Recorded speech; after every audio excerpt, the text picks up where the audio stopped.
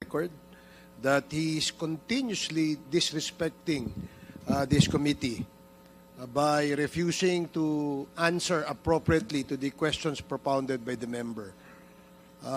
Alam mo, Colonel, if I may, DSJJ, binibigyan ka namin ng pagkakataon dito eh.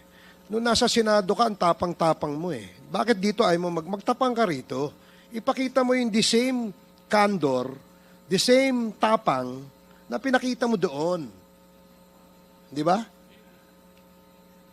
Bakit hindi mo gawin yan dito ngayon? Nagtatago ka sa likod ng right against self-incrimination eh. Tinatanong sa'yo, relevant question. Matapang ka lang doon sa Senado kasi may kakampi ka. Dito ka magpakita ng tapang mo. Hindi yung nandoon ka lang. Alam mo, ang mahirap kasi sa'yo, gusto lang nating malaman ang katotohanan sa likod nito. Ang dami mo ng ginawa eh. Dinamay mo pa yung mga kasama na, hindi dahil sa kasama namin sila, kundi hindi tama ang nangyari at ginawa mo.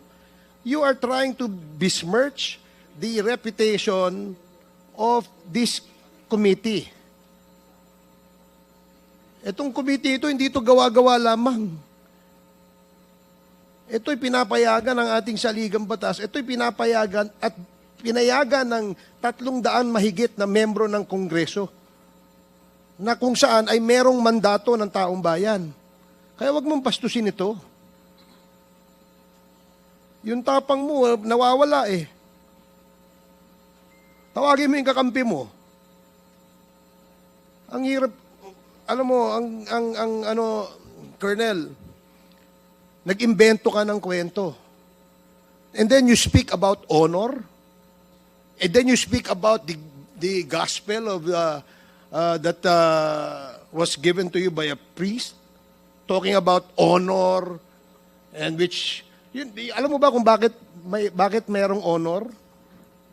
Pag hindi ka sinungaling, may honor ka. As simple as that. You're a police officer and you should have ang kasi, yun ang dito eh. Anyway,